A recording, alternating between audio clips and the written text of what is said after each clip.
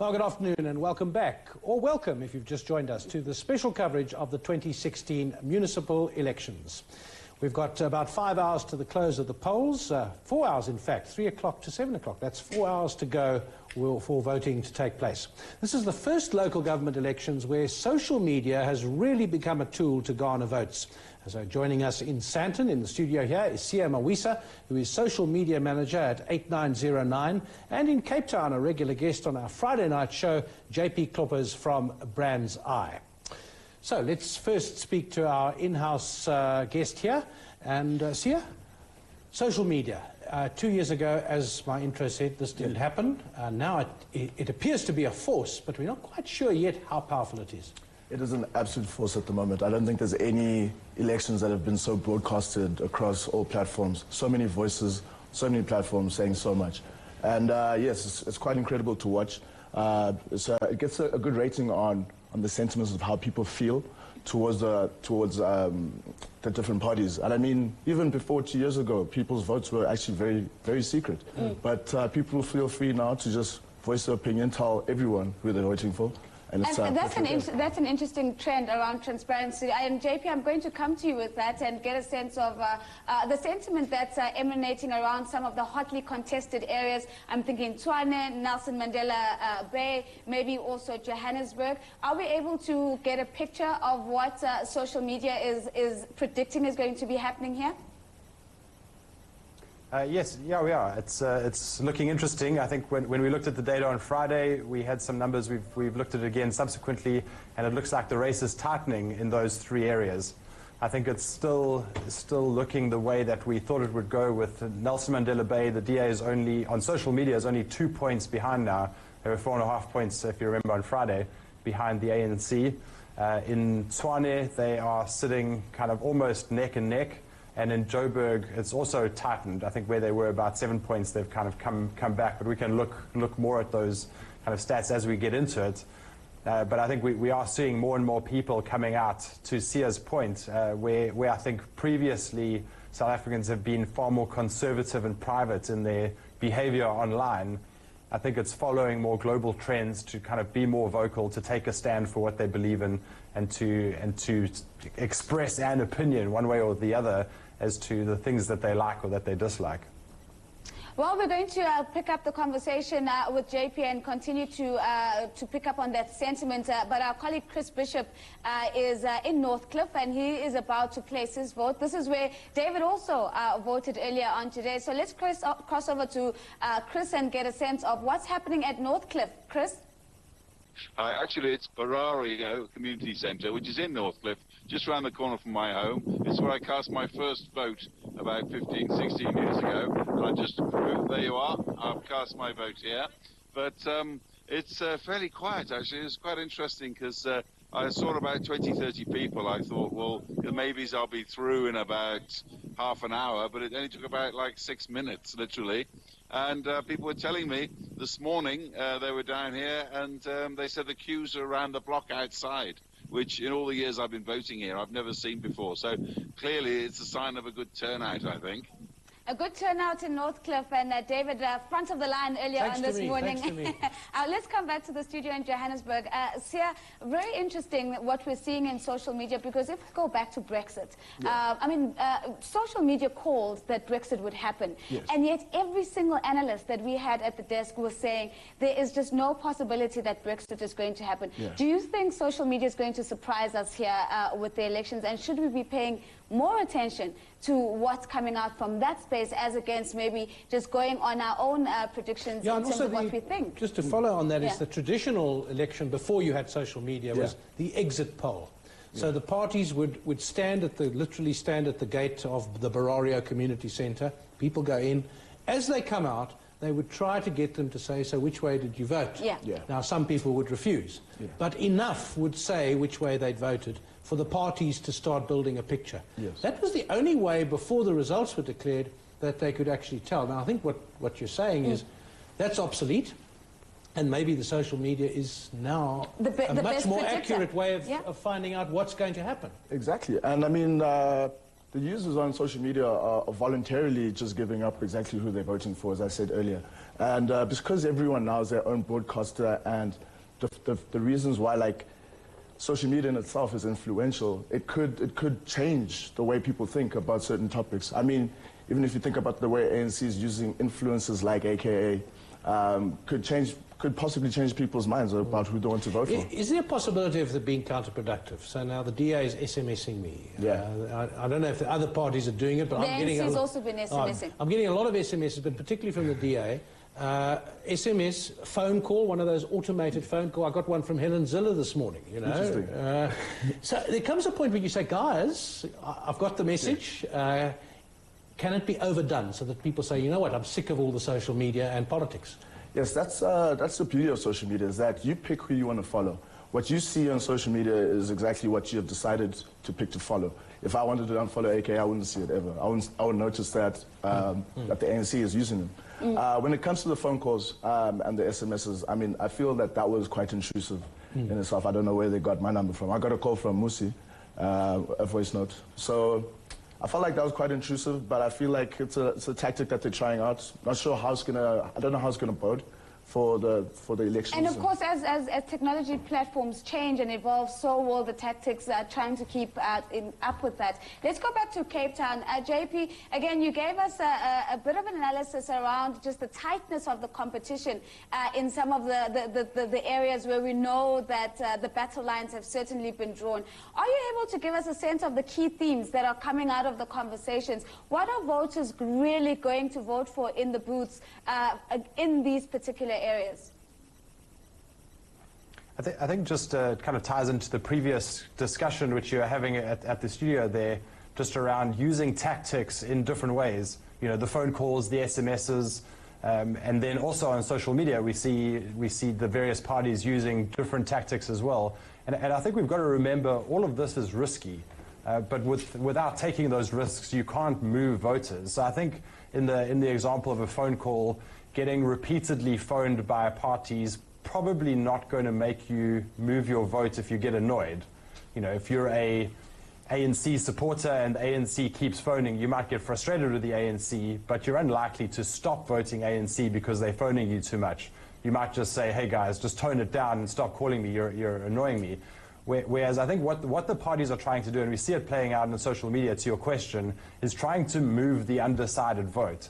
And that's where the phone calls, the SMSs, the campaigns on social media, the DA trying to use Madiba's voice in their adverts, they create kind of a lot of negative sentiment, but it's almost a risk that's being taken intentionally to say, let's use this tactic to try and move some people who were undecided, or maybe were going to vote one way, and let's try and influence them to move another way.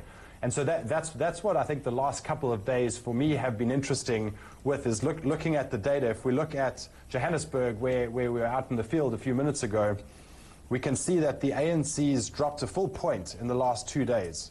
The EFF has dropped 2 points, and the DA has gained almost 3 full points in consumer sentiment in that region.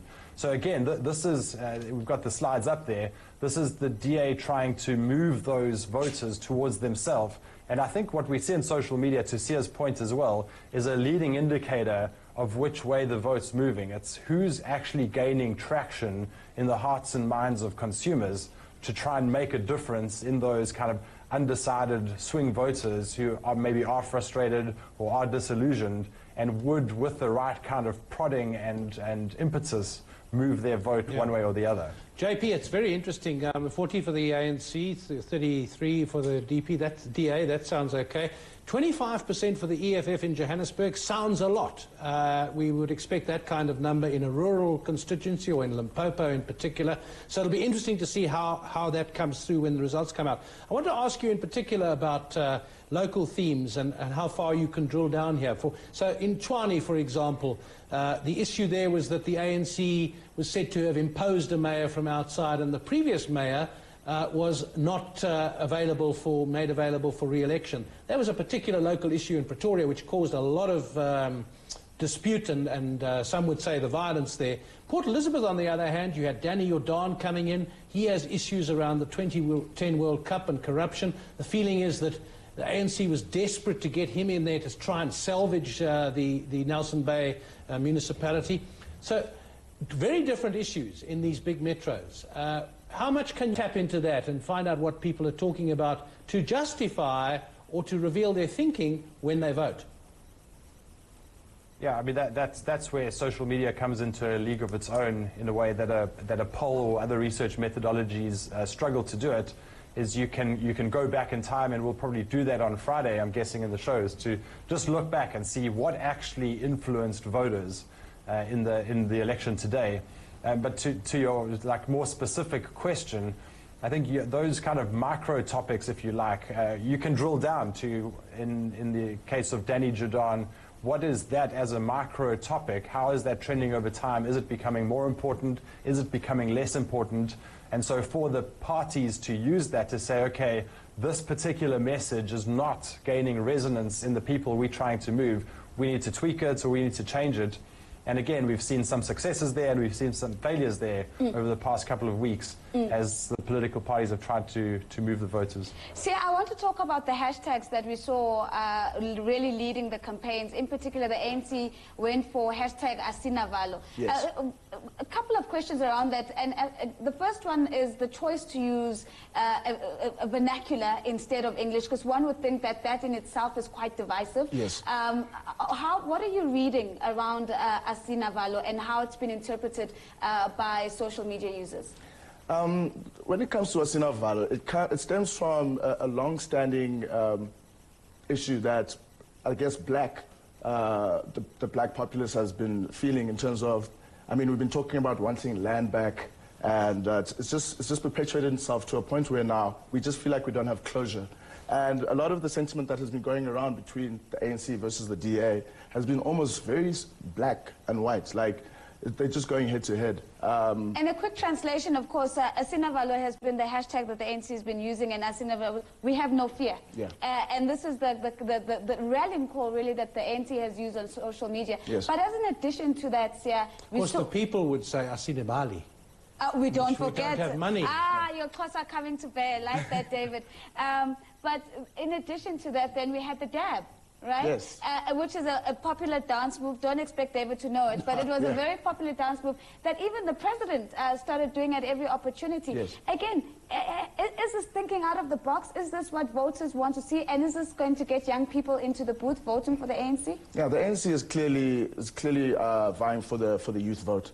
I mean, the mass ANC dab went viral.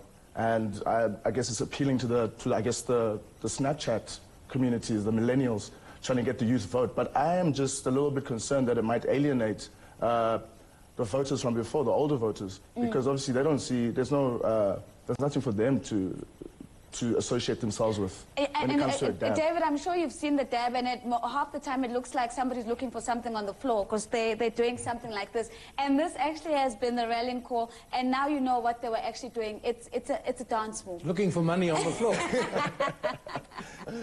But, Sia, the other thing I wanted to ask here was that the DA, for many years, was the opposition, but wasn't taken seriously as an alternative. Yeah.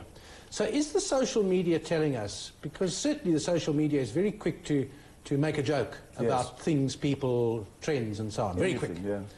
Is the DA taken seriously now as the alternative? I mean, they might not take power anywhere in the three big ones that we've seen, but is the tone of the media saying, well, they're serious players now? Yeah, no, definitely. If you look at some of the top hashtags from last year leading up to these elections, you'll see that there's a lot of negative sentiment towards the ANC, talking about corruption, Gandla, fees falling, things like that. These things have built up. And clearly some people are completely, well, I guess, tired of it.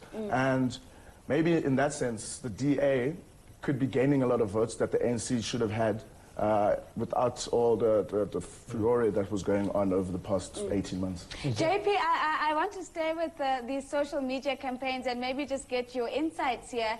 A couple of days ago, we saw a hashtag things that Musi Maimane did, and that was a spectacular backfiring of a DA strategy of talking about, or of bringing in the status of Nelson Mandela into the election campaign. Do we have a sense of which election campaigns on social media have really garnered traction with the broader populace? Yeah, I think from what we've seen, the DA for Change has been the most successful. That's kind of by an order of magnitude gotten more traction. The Sinavalo one, which we spoke about earlier, they in the kind of period up to Friday last week, I was just busy looking at the stats now, but they gained to kind of 270 odd retweets, which is not a huge amount of engagement. You know, so I think like the DA, the things Musi did backfiring on them, I think the Sinavalo one also somewhat backfired on the ANC, in that through putting quite a bold statement like that out, we're not afraid, and then not getting the kind of engagement which you'd think they would, it kind of also kind of almost was a bit like of a wet blanket. Frankly, the EFF was in the similar boat, you know, with the EFF wire all the way. That was the hashtag which they tried to promote. You know, they got marginally more on that than they did on just other organic conversation. So I don't think we've seen really great success like we have seen in other parts of the world when it comes to the use of a hashtag specifically. And you know, the winner from our perspective has got to be the DA for Change, purely because it was just 4 times bigger than any other one, but still not that big in the grand scheme of things. You know, with 130-odd thousand people speaking about the elections and only 1,000 picking up your hashtag, that's a relatively low volume. It strikes me also that these risks are worth taking because they come and go. On social media, there's always something new coming up, and you forget what happened last week. But JP, I wanted to ask you about social media does enjoy commenting on personalities. You can't have a complex ideological debate on social media, but you can say, I like so-and-so, I dislike so-and-so, pass comments about them. And now, what about Herman Mashaba as the mayoral candidate in Johannesburg? I think the DA ran into some problems there because one of the first things he said was, I'm not in favour of black economic empowerment. And I think a lot of the DA guys saying, hey, don't say that. We have to be seen to be in favour of at least some black economic empowerment. Now, he's from outside. He's a businessman. He's a self-made man. He often says, I didn't need any empowerment stuff to get my business going. So he's a controversial figure. And it's hard to tell if he's made an impression, if he's respected by the voters for his achievements, or if he's seen as an imposition from outside and not a serious candidate. Now, is social media able to tell us about Herman Mashaba and the voters? I'm just looking at the data now and how big a theme that was.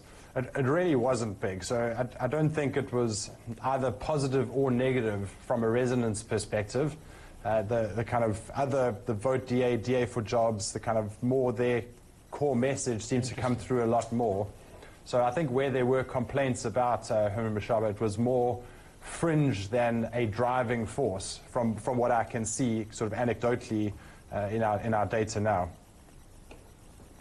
Well, JP, let me bring it back to studio, and again, keeping it with personalities, maybe not Herman Mashaba, but some of the big names that have started to vote. We did see President Zuma voting in Kandla, Winnie Mandela at Orlando West, and a couple of others. How important is this for social media, tracking the big names actually going to cast their votes? Yes, when it comes to all the parties, the best way to humanize a party is to actually engage with the leaders of those parties, the people that are at the heads. So the best way to actually find out exactly what the parties are up to is to follow people like the president of each party, the high-ranking ministers, the deputies, in that sense. So I think it's just a good representation of what the parties actually do. You know what it also does? It reminds us that he's got one vote, and we've got one vote. And when he's standing in the queue, as we're seeing now in the images, David, no blue lights, but possibly standing in the queue like everybody else. Back to your points here that this is about humanizing somebody who's otherwise... the president? Yes, the president standing in the queue and not actually jumping the queue. We also saw Togo Didiza doing exactly the same thing. Of course, he is a pensioner, so he could go to the front. I mean, he's 74. Okay, sorry. Still well at work, though. But I don't know if this is a function of the people that I follow, but I mean, I've seen Helen Zille posting, I've seen a lot of the ANC officials posting, Julius Malema going with his wife and actually voting together. Is this a strategy that is gaining traction across all political parties? I mean, I haven't seen Mangosuthu Buthelezi, as an example, going and doing a Snapchat of him voting. I think that most of the attention is on the big three parties. I'm talking ANC, EFF, DA. So in terms of the traction that the smaller parties are getting, I don't think it might just be going into lost noise into the social media realm. So I feel like maybe that's not getting as much resonance as it should be. But I am sure Mangosuthu is out there. Certainly not dabbing, I must say. Not dabbing, it's probably not dabbing. David, final one before we go to break. Yeah, I forgot to take a picture of myself voting. I don't think you're allowed to take selfies, or at least not in the booth. Not in the booth, you're not allowed to. Yeah. But Northcliffe, pretty easy in and out. Well, it took 50 minutes, and I think people have got it now quite nicely calculated. They drive past or they walk past and they see how long the queue is, and that's about an hour. People, I think, are prepared to wait an hour. In 1994, they would wait 3 days because there was such a thing about voting. So I think this is what's settled into, and the IEC has to be congratulated. As far as I can see, by and large, if you want to vote, you will be able to vote. The day's not over yet. But, absolutely, but of course, it's important to also note that the IEC app had some technical glitches. I tried it this morning. It wasn't working. The SMS number wasn't working either. And what I did eventually manage to get was the USSD number, and that was able to verify where I could go. I tell you what surprised me, and I don't know if this had any comment on the social media, is the polls used to close at 9 o'clock. Yeah. And today they're closing at 7, and I wondered why they've cut 2 hours off the polling time. I would imagine that because you're able to use things like USSD codes to fast track how quickly you are able to get to your voting station and also be able to, I think also there's a lot more wards than there were before. I mean, a lot more voting stations, before. So I think it's disseminated. It's easier now. There's more efficiency. More efficiency well, in that sense. On that efficient note, we're going to take a short break. When we come back, we're bringing you more from the social media space. Edith Ngobo, CNBC Africa's own social media manager, is also standing by to give us a sense of social media from the CNBC Africa account. We'll see you in a short while.